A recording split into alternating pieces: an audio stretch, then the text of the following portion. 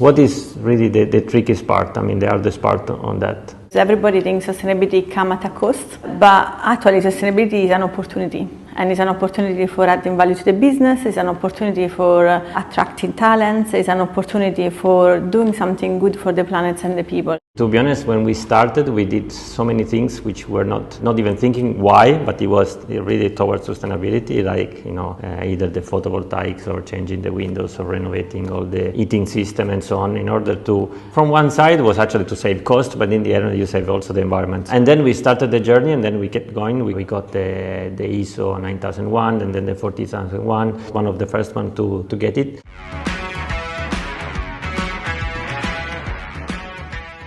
You think that the car is the less visible part. I always say that the car is the most visible part of the race. Tell the story how we make the car sustainable, what material we use and the energy that we use, as you're doing. This is a fantastic message to trying to advocate sustainability in motorsport.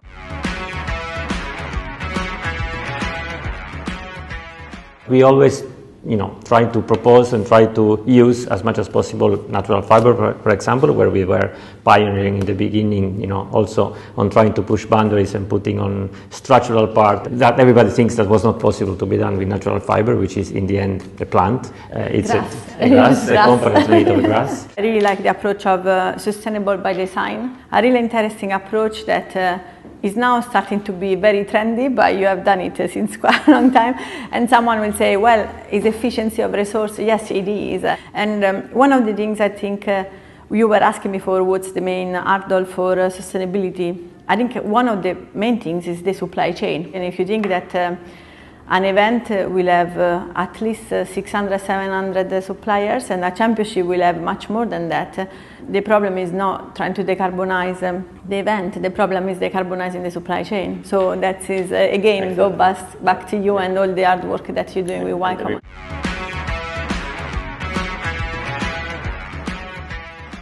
Why motorsport, like burning fuel, goes together with sustainability?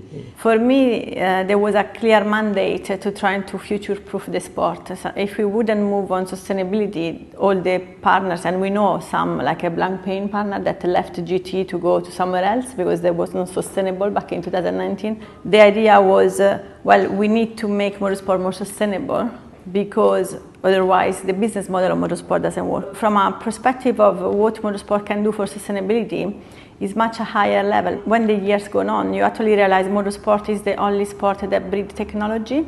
It's motorsport and sailing. They are the only two sports where you actually use carbon fiber, new material, you manufacturing new things, you can export the technology to other industry. So now motorsport is involved with some carbon removal technology as well. Okay, when you think motorsport, yes, you can think about the car going around the track, and also the number of fans that motorsport reach. This is an important piece of our career, mine like yours. We started from the beginning to analyze the data. And when you need to analyze the data to solve a problem and to make the car go faster, that is what you apply in life. And you apply that in sustainability. In sustainability, our approach is we take the data and then we tell you where you can improve.